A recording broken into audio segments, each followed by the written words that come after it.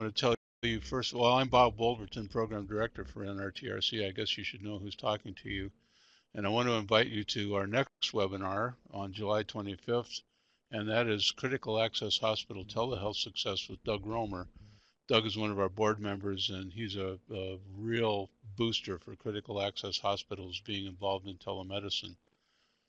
I'd like to walk you around our Adobe Connect pod just a little bit to let you know what's going on and what's available here. On the right column, you'll see a list of attendees. Just below that, you'll see a pod labeled Files. You can click on either of those two line items there and download, first of all, the PDF of today's slides, and secondly, a save the date postcard for our upcoming telehealth conference. And I'd like to remind you of that too. We're having our annual conference in Portland, Oregon in March of 2014. We'd like to invite you all to put that on your calendar and come out and join us. We're going to have a great conference. Just below the files link, we have a webs link, and that will take you to our annual conference website, the NRTRC's website. You can sign up for our monthly or bi-monthly newsletter, and you can take a survey with your thoughts and impressions about today's presentation. But we find that people don't often click on the SurveyMonkey link as often as we'd like them to, so we're going to have Martha put a link directly on your screen at the end of today's presentation, and we'll ask you to give us your thoughts and ideas about today's presentation, but more importantly, what you'd like to hear in a webinar. We really want to tailor these to what our audience is interested in. To the left, you'll see a chat screen. You can get discussions going, make statements to everybody, talk about what's going on here, maybe share some thoughts, and a question and answer pod to the left of that. That pod will be a place for you to enter questions that you'd like to ask Jack as she goes through the presentation today. If you click on the little icon at the top, the participant view icon, you'll see that there's a space where you can enter questions, and then you just hit your enter key and the questions will come up on the Q&A pod. So, with no further ado, I'd like to introduce today's presenter, Jac Davies. Jack is the director of the Beacon Community for Inland Northwest, and that's acronym down to BCIN. You'll hear that acronym a little bit later, which is a collaboration of Inland Northwest Health Services in Spokane. BCIN is a federally funded program intended to improve health outcomes across eastern Washington and northern Idaho through care coordination supported by innovative and collaborative use of health information technology. Prior to assuming that position in May of 2010, Ms. Davies was director of the Northwest Telehealth Regional Outreach and Health at Work for INHS, and was responsible for managing a large regional telemedicine network, providing continuing education and support for rural healthcare providers, and promoting employee wellness. Before she joined INHS, Ms. Davies worked as the Washington State Department of Health, where she served as Assistant Secretary for the Division of Epidemiology, Health Statistics, and Public Health Laboratories. In that role, Ms. Davies was responsible for all operations of these three major program areas and also led agency efforts to plan for and respond to public health emergencies and to implement health information technology and exchange in support of public health programs. She has a Master of Science degree and Master of Public Health degrees from the University of Washington and a BS from Mississippi University for Women. So, Jack, take it away, and thank you for coming today. Thank you so much, Bob, and thanks to the NRTRC for the opportunity to present to you today. Very much appreciate the chance to talk with you. I'm going to be talking about coordination of care, and in particular how health information technology can facilitate that both within and between clinical practices based on what's happening across the healthcare environment, across the healthcare system today, and some of the things we've learned in our Beacon program. Really going to start with what are some of the drivers around this increased need for care coordination that we're seeing? What are some of the challenges that face organizations healthcare organizations trying to better coordinate care both within their own organization and between all the different places that patients might visit. And then drill down into the Beacon community of the Inland Northwest, or Beacon as we just call it for short. The little bit about what the project has been, some of the resources that we've developed that support coordination of care, where things are now with that project, and what we learned in the process. I just want to start with looking at some of the major elements of health reform. And this is actually a framework that was put out about 3 years ago, early on around the Affordable Care Act and some of the discussions around national health reform. Really recognizing that in order for us to get to the top there, in order for us to have sustainable quality and efficiency improvements, we need to start at the bottom. We need to have a foundation of information technology, particularly electronic health records in all clinical care settings, and the ability to share data between settings. And then that really enables some payment and other delivery model changes, care delivery changes that we're seeing all across the country, decision support, prescription management, coordination of care and discharge planning. Also the ability to really measure what's going on in the practice setting and provide feedback around quality metrics, around efficiency of operation, and then overall population health. And then the last piece is reforms that the payment side of the picture that really makes all of these changes efficient, effective, and sustainable. So just to spend a little bit more time on that last box on payment drivers, because I'm fundamentally of the school of thought that if we don't change the way things are being paid for, nothing about our healthcare system is really going to change at all. The payment drivers are really pushing new models of pay for healthcare, both by public and private sector payers. And you hear lots of different names being tossed around: global payments, accountable care organizations, bundled payments, medical homes, gain sharing or risk sharing, which I didn't put on the slide, adjustments for readmissions or hospital-acquired conditions, and pay for performance. All of these have different means of trying to get to the same goal, which is getting to the triple aim: better health, better care, and lower cost. One thing that they have a couple of elements all in common. All of them are focused on population-based healthcare and the ability to really understand what the needs are and to assure the appropriate delivery of care proactively across a patient population, not waiting until people get sick, if at all possible, but instead helping them stay healthy. And then part of that is actively coordinating care, so making sure that everybody on a care team, wherever a patient goes to receive care, knows what's happening and is acting in optimal ways for that patient. The second common element is in the area of performance measurement, using performance measures and other patient population information, again, looking at data in the aggregate to first and foremost calculate payment under all of these models. Secondly, being able to assess quality and efficiency of care, and of course, identifying any negative consequences and hopefully avoiding or eliminating negative consequences. We've also all been inundated with this idea of meaningful use over the last couple of years as there has been a tremendous policy push around updating information technology. But meaningful use really is being implemented in the context of a larger health policy framework. And there's really 5 priorities there: improving quality, safety, efficiency, and reducing disparities, engaging patients and families in their health, improving coordination of care, improving population and public health, and also, of course, as we're doing all of this with more and more technology, ensuring that personal health information is really protected and all patients have the necessary privacy and security. So again, a lot of major policy initiatives driving us toward better care coordination. What do I mean when I say care coordination?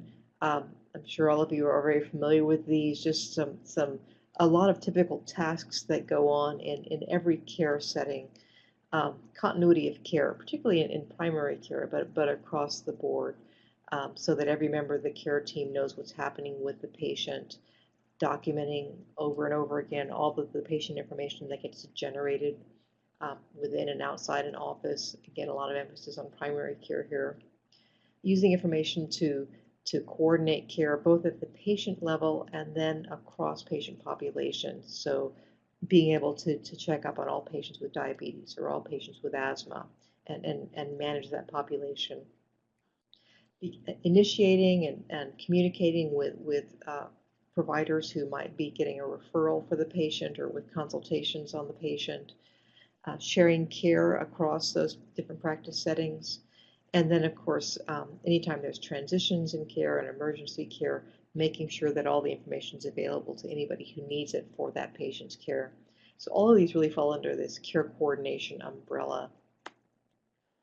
Of course, there are a lot of challenges to coordination of care. It's something that takes a great deal of time within an organization. Pragmatically, in any clinic and in every healthcare facility is really optimized to deliver care at that point in time. And so staff roles may not support some of the extra work that needs to be done to coordinate care. Workflows aren't necessarily supportive of coordinating care.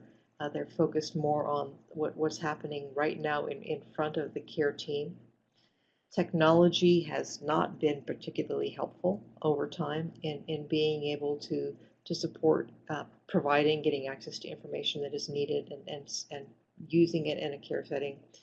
And use the term here, perverse incentives, and that's kind of an understatement. If we look at the typical fee-for-service payment system, if anything, care coordination is disincentivized. There's no reimbursement for the extra work needed to coordinate care, and you may lose money because you're not able to bill for services that you would otherwise be able to bill for, additional tests, those kinds of things. So all of that goes on within an organization. And then if we start looking at coordination of care between organizations, you have all of the above, all of the same things, plus adding on the complexity of a lot of different communication pathways and different organizational cultures. So lots of challenges to care coordination, which brings us to the National Beacon Community Program, which really had the intention of demonstrating the vision that really being the proof of concept for all of this federal investment in health information technology, that we can as communities achieve these improvements in healthcare quality, safety, efficiency, and population health. The Beacon program kicked off in 2010. There's 17 communities nationally. We are, of course, the one in the upper left-hand corner of the map here, and we are geographically the largest Beacon community across the country.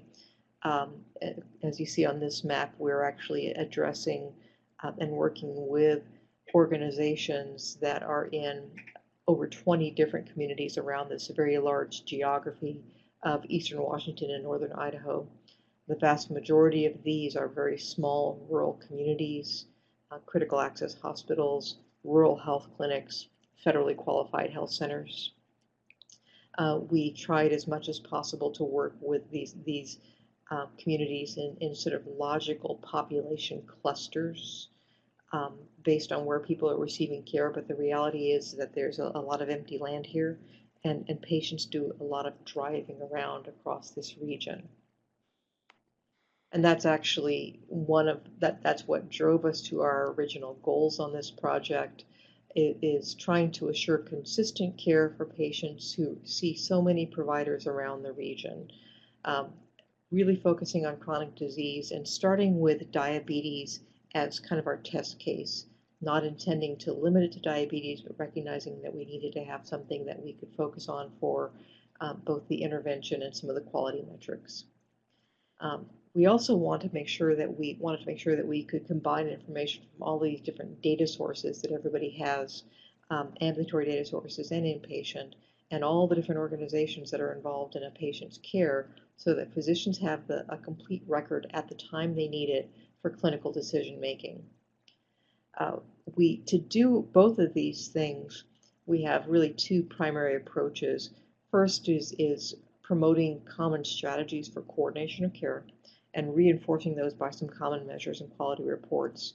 And then secondly, establishing a technology framework that helps make this possible, that helps manage coordination of care and quality measurement across all of these unaffiliated healthcare organizations, all using different information systems. Before I dive into the technology, though, I want to spend a little bit of time about something that we call more generally practice transformation. And starting with just the recognition that, diabetes care is certainly nothing new. We picked this as a focus area because across our region, everybody said, we're seeing increasing numbers of patients with diabetes. We need help improving care for these individuals. So many groups, all groups we've worked with across that large region have already been working on this issue. Some of them are using diabetes registries or other tools, either within or as some kind of an add-on to their electronic health record for managing care. Some of them are doing coordination of care as much as they can, both within and between their practices. Certainly, there's a lot of variability in how that care gets coordinated between practices. There's also just a lot of variability based on the size and the capacity of each organization. And then not surprisingly, even though this is a region that had started out with high adoption rates for electronic health records, there were large gaps in those records due to lack of information from outside a particular practice or office setting. So let's dig down a little bit into that's kind of the why. What we've done in this program, we started out first getting agreement on, and this was back in late 2010, getting agreement on what data is important for clinical care and quality measurement, again, particularly as it pertains to patients with diabetes. Then we picked out a technology framework that allows us to collect data on the entire population in this region, has the potential to derive from multiple sources. And then that technology platform also allows us to operate some common care coordination and quality measurement tools. And then the last piece is this practice transformation I mentioned a moment ago. It's really about much more than technology. It's addressing all of those challenges I described that go on within a practice and helping to understand all the changes that need to be made in a clinical setting to really coordinate care. That clinical transformation it's a huge cultural change. It's a change in workflows. It's a change in staff roles. There's a lot of change involved. And so to support this, we put together a number of clinical transformation tools, a care coordination readiness assessment that I'm going to go to in a little bit more detail, some changes in as assistance in making workflow redesign based on some of the things we see in the assessment, some coaching and education resources, and then the tools that are more technology focused, the ability to share data, some disease management and care coordination dashboards, and quality measurement and reporting. So we have been working to implement this across care settings for as many patients as we can in that region I showed you on the map a moment ago. When we talk about trying to understand sort of what are optimal practices for diabetes, and sort of what are we assessing against, we looked at the national standards and national recommendations from the American Diabetes Association, all of the care that ideally every patient with diabetes is receiving. And those include some activities under the category of assessment, assessing the patient for their clinical health status, social status, any environmental issue needs, and so forth. Active actual case management, so really staying on top of these particular clinical issues for the patient, making sure the patients get all the referrals that they need for specialty services, again, appropriate for diabetes. And then finally, recognizing that diabetes has a huge self-management role, and so making sure the patients are getting into the right self-management education classes. So basically for our Beacon program, we established sort of a community benchmark around coordination of care and disease management, and we recognized that clinics that we were working with across that large geography fall all along this continuum here, with some of them having nothing at all, some having somebody who's serving in a care coordinator role somewhat, some having diabetes educators or case managers, some having everything. And our goal has been to see how we can help everybody get to that top bar, either through their own internal resources or augmented by other resources in the region. The first step in that process is the care coordination readiness assessment I mentioned. It's a tool that is based on the patient-centered medical home approach, care coordination atlas, and other national resources. There's 5 domains with different objectives and measures, and I'll show you just one example here in a moment. But we go in and look at organizational capacity, what they're doing right now with care coordination, what they're doing right now with clinical management, do they have quality improvement programs in place, and also what is the technology framework they're using. We don't just go in and sort of watch and check these boxes off ourselves. Really, the key value in the process comes in sitting down with key staff, providers, the clinical lead, the administrative staff lead, the quality improvement person if they have one, administration, sitting them down with all of them together and going through these questions, and as much as anything else, having them talk to each other and seeing if they are, do they really have the same kind of understanding of what they're doing as a group, as a care team.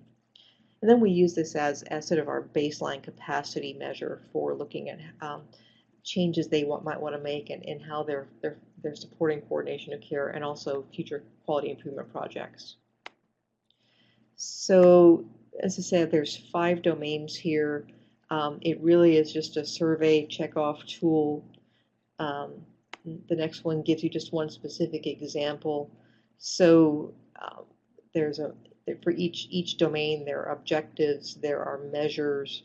We check and see, is the clinic not prepared, moderately prepared, highly prepared, or actively performing these things.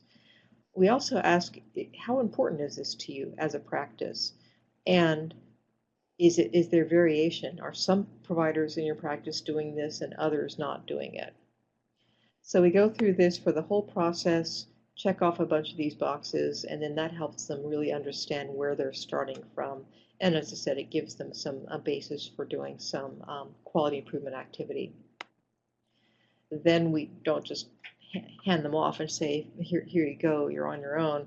We also provide on-site coaching for those quality improvement activities. We developed a series of CME eligible continuing education programs. Some of those are in person at the clinic to really help kick off their practice transformation efforts. We also provide some special training in diabetes itself to make sure that all members can practice at the top of their license, so that maybe there's things the medical assistants can be doing that can help take some of the burden that normally the physician or the NP is trying to do. And then on the last piece is we did develop a whole series of online learning modules, about 15-20 minutes each, on a lot of different topics, and we can refer the practices to specific topics based on what was identified in their readiness assessment. In addition to all of that coaching and education, we have spent a lot of time working in a number of these clinics on workflow redesign. Actually, a number of our participants are clinics that have been pursuing patient-centered medical home certification, and so they've used this process to help jumpstart that transformation. And we have the technology tools. So the ability to access data from different sources through what's called the Beacon Physician Portal, and then a disease management tool. That tool right now has been customized for diabetes patients.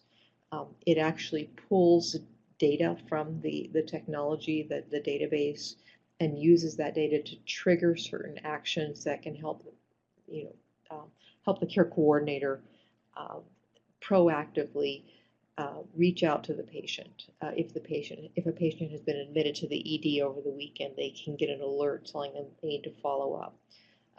if a patient has been is behind on getting certain necessary screening tests. All of those pieces can be triggered out of this tool. And then, of course, if they're care transitions, so they can also get notifications if a patient has been in the hospital and is discharged. So this is a tool that everybody involved in that patient's care can use.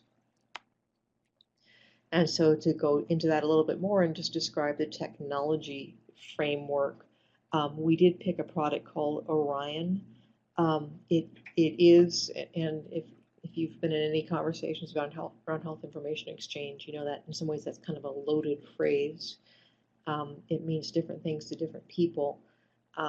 This platform that we picked and that we've implemented includes health information exchange, but we really call it a care coordination framework because it's more than just HIE. There is a master patient index. You have to have that to be able to match up records across different facilities. It also includes a clinical data repository and then the ability to access data out of that repository via a portal and these notification tools I was just mentioning. And then riding on top of that are these disease management pathways, starting with diabetes. It's really important to note that we're not just pushing data from point A to point B, but the data is cleaned and standardized through an extensive, and I will have to confess, painful testing and validation process. We've had a lot of experience at this point now, 3 years into this, in trying to pull data out of disparate EMRs, and it is not pretty.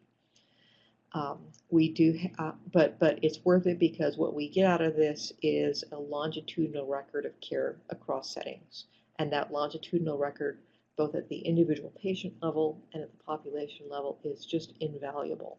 It's inpatient and ambulatory, and it's then available not only for direct patient care, but also for disease management and population health. Just a sort of a different way to describe that pictorially. Again, we've got data coming into the system from every source on here right now except for pharmacy. We started out with an intention to include pharmacies, but that just became a bridge too far as we went through this process. But we do have data coming from primary care, specialty, hospitals, long-term care, and very, very soon another HIE. Right now, the data is only coming into this clinical data repository. It has been our goal to actually now be able to start sending it back out. That raises a lot of other both technical and policy challenges. And then riding on top of that clinical data repository are these different tools, the care coordination and the quality measurement tools. Just one other perspective on this. Again, data is coming in from lots of different sources. At this point in time, we have 3 different hospital information system vendor products feeding in. We have 3 different physician office EMR products feeding in. And the other thing is that even if 2 physician offices are using the same EMR, for example, using Centricity, the reality is that there's many differences in how those systems have been implemented and used. So each time we go to establish an interface and go through this standardization and normalization process, each time we're almost starting from scratch. But pull all that data in, and then it's available through a secure portal, this clinical data repository. The records are matched up with this master patient index, and then there's sort of 2 ways to get into it. If you're just looking at individual patient care, you can go in through this physician portal, and that pulls up single records for individuals. If you're looking at it from a population perspective or as for active disease management, you can just go into a separate interface or separate web browser, same browser, just a different page basically, that allows you to start looking at all of your diabetes patients or a specific disease management tasks that are due for individual patients. So that's the overall technology framework. And then the last piece of this larger picture I painted for you there at the beginning is quality measurement. As part of the Orion implementation, we also now have the ability to create quality metrics for providers across care settings, and that's so valuable. Right now we're looking at the first two of these outcome members. We're looking at clinical outcomes. For example, have providers made any changes in overall hemoglobin A1C levels in their patients? We're also looking at preventive care metrics. Are their patients getting their eye exams when they should? Ultimately, we have the ability to look at hospital and ED utilization rates, but the reality is it's too soon to be seeing any kind of impact on those. With these metrics are provider specific, and then also we group them across providers within a clinic. And we do have the ability to compare one clinic to another, but for the sake of maintaining everybody's good humor here, we do de-identify those so they can see sort of what's going on with some of their peers, but not get into a lot of dispute over comparisons in specific data. So we started in May of 2010. This has been an enormous project, as you might guess from that large geography. If you also keep in mind that at approximately the same time we started this project, the meaningful use rules kicked in.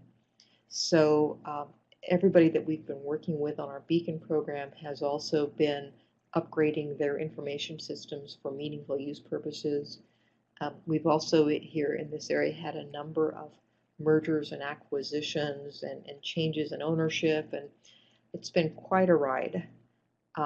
It's certainly taken longer than we had thought, and certainly taken longer than we had hoped to get where we are now. But we have gotten a tremendous amount of work done. We are live at 16 different clinic organizations. There's multiple sites at a number of those clinics. One long-term care facility. We've still got, even though we're right close to the end of our federal funding, we've got 8 more that we're actively working with on implementation, trying to get them live as well. We're receiving data from 16 hospitals, and we've got 1 more that's almost there on implementation.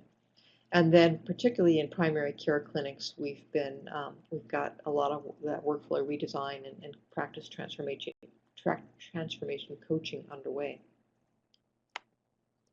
So what comes next? As I said, we're just about at the end of our federal funding.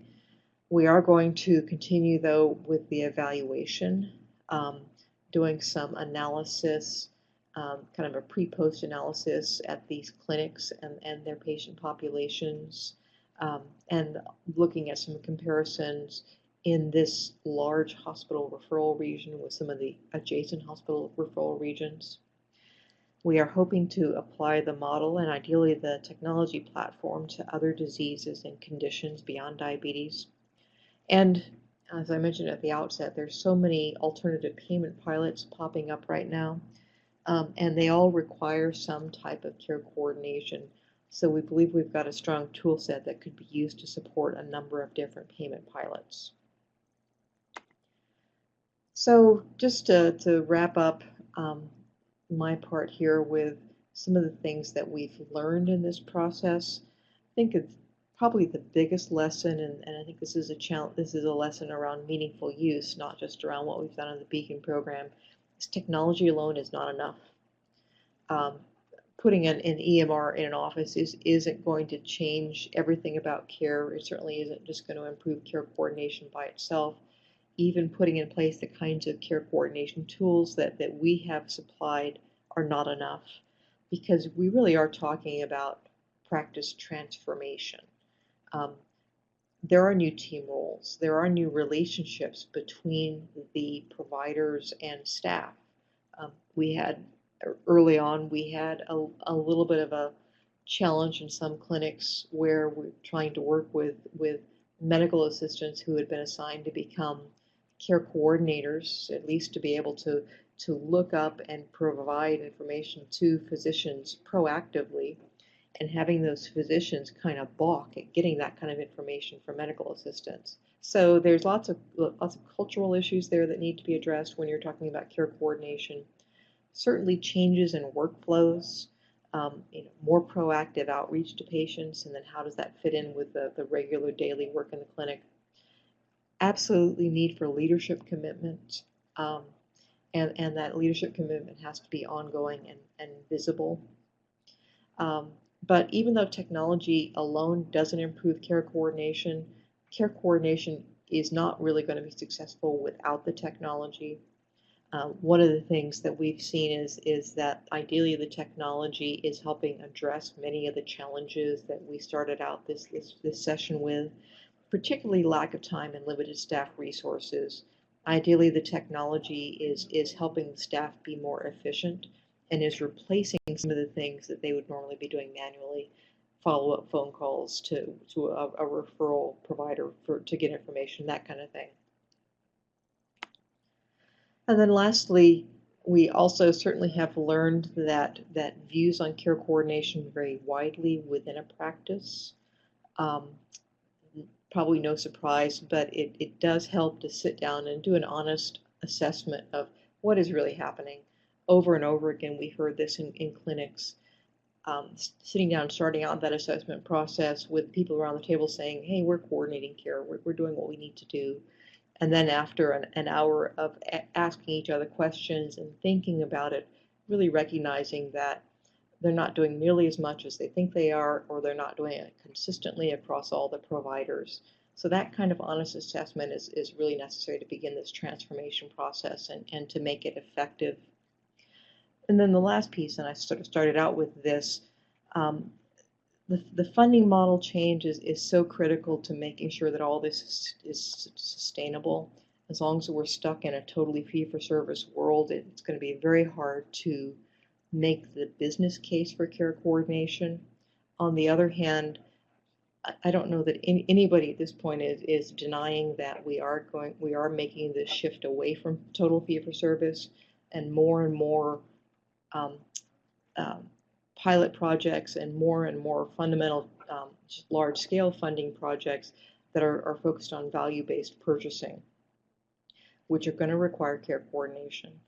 And so it's important to just recognize that that's happening and that to begin to make all these changes, looking at the technology, looking at the team roles, looking at the workflows, getting all that going, because then you're ready.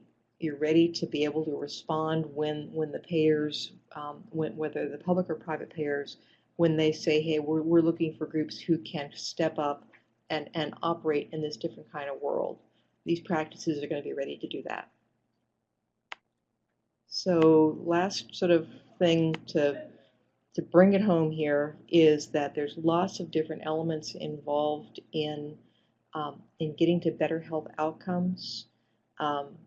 Starting at the top, the quality, being able to track and report on quality, collaboration between organizations that are all involved in the care of a patient, supported by some care coordination tools and services, ability to share information across all of the places that a patient receives care, and then finally training, because everybody needs some help in making this happen. So this is where we've been working in the BCIN program, and with that, I'd be happy to take any questions. Jack, while we're waiting for questions to come in, I want to thank you for your presentation. I remember I got invited to host a presentation about 3 years ago, and it was the start of your BCIN program, and you had high hopes and weren't sure where you were going, but it looks like you've made an awful lot of progress in this time. So I want to thank you for sharing your journey with us. For the participants, if you have questions for Jack, the Q&A pod in the bottom row is available. You can type your questions in there and hit your enter key and they'll come up. And you may have noticed that Martha just put the SurveyMonkey survey up on the screen. We really ask that you fill out the survey when we're done here so that we know what you would like to see in future webinars and how well this webinar subject met your needs and concerns. So please, if you have questions, bring them in. If not, we'll wind down slowly here.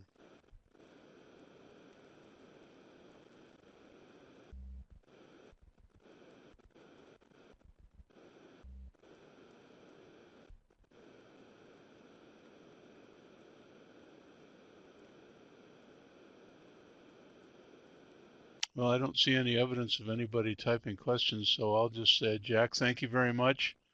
All the Well, people. thank you again for the opportunity. Oh, we really like to hear about this. This is a really important topic as you suggested, as we look at the change of the face of healthcare. This continuity issue is going to become a very significant program. So you're laying some great groundwork for the future. And I want to thank the participants for joining us today. And please complete the survey that we've put up on your screen. And thank you very much. Come back next month when we'll talk about critical access hospitals. All right. Good afternoon, everybody.